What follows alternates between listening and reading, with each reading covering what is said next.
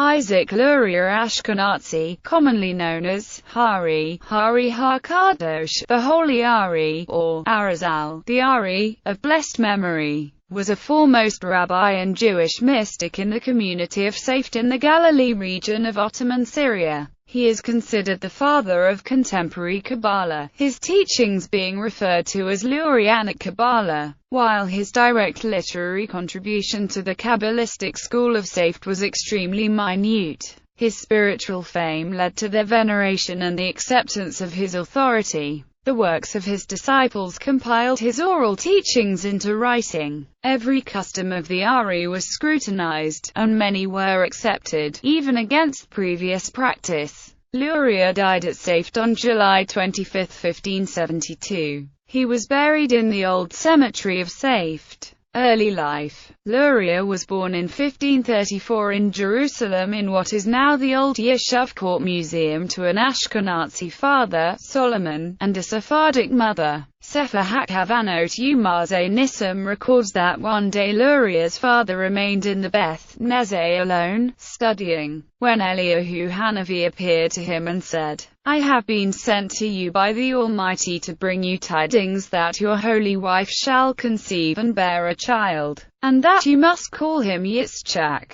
He shall begin to deliver Israel from the Klippot, husks, forces of evil. Through him, numerous souls will receive their tikkun. He is also destined to reveal many hidden mysteries in the Torah and to expound on the Zohar. His fame will spread throughout the world. Take care therefore that you not circumcise him before I come to be the Sandak, who holds the child during the Brit Milah ceremony, while still a child." Luria lost his father, and was brought up by his rich maternal uncle Mordecai Francis, a tax farmer out of Cairo, Egypt. His uncle placed him under the best Jewish teachers, including the leading rabbinic scholar David ibn Zimra. Luria showed himself a diligent student of rabbinical literature and under the guidance of another uncle, Rabbi Bezalel Ashkenazi, he became proficient in that branch of Jewish learning. At the age of 15, he married a cousin and, being amply provided for financially, he was able to continue his studies.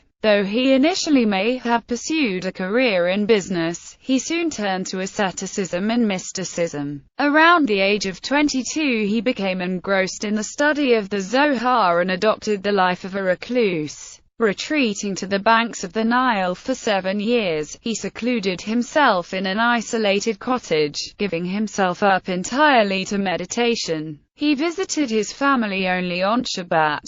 But even at home, he would not utter a word, even to his wife. When it was absolutely necessary for him to say something, he would say it in the fewest number of words possible, and then, only in Hebrew. Hasidism believes that he had frequent interviews with the prophet Elijah through this ascetic life, and was initiated into sublime doctrines by him: fellowship, leadership, and discipleship. In 1569, Luria moved back to the Ottoman Palestine, Eretz Israel, and after a short sojourn in Jerusalem, where his new Kabbalistic system seems to have met with little success, he settled in Safed. Safed, over the previous several decades, had become something of a lightning rod for Kabbalistic studies.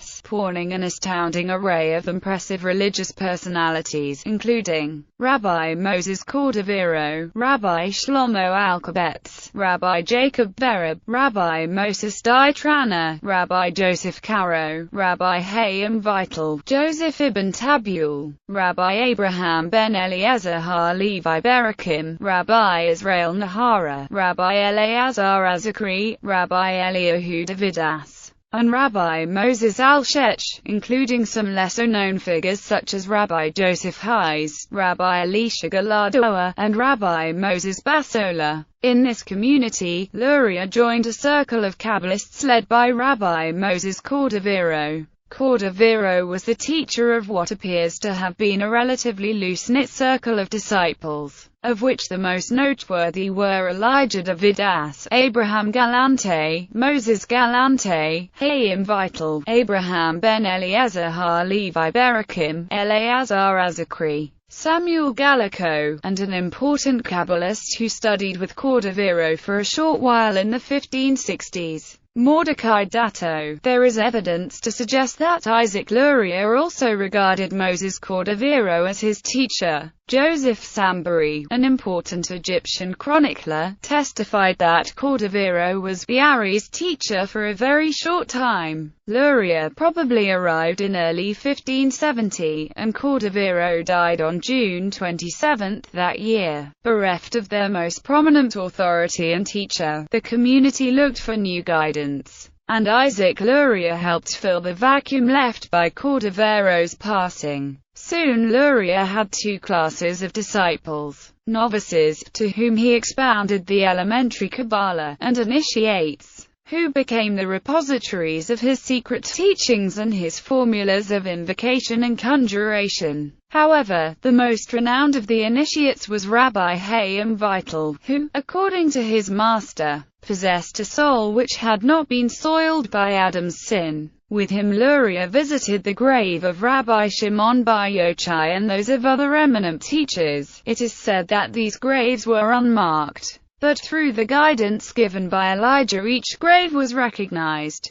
Luria's Kabbalistic circle gradually widened and became a separate congregation, in which his mystic doctrines were supreme, influencing all the religious ceremonies. On Shabbat, Luria dressed himself in white and wore a fourfold garment to signify the four letters of the ineffable name. Many Jews who had been exiled from Spain following the Edict of Expulsion believed they were in the time of trial that would precede the appearance of the Messiah in Galilee. Those who moved to Palestine in anticipation of this event found a great deal of comfort in Luria's teachings, due to his theme of exile. Although he did not write down his teachings, they were published by his followers, and by 1650 his ideas were known by Jews throughout Europe. Teachings. Luria used to deliver his lectures extemporaneously and did not write much, with a few exceptions, including some Kabbalistic poems in Aramaic for the Shabbat table. The real exponent of his Kabbalistic system was Rabbi Chaim Vital. He collected all the notes of the lectures which Luria's disciples had made, and from these notes were produced numerous works,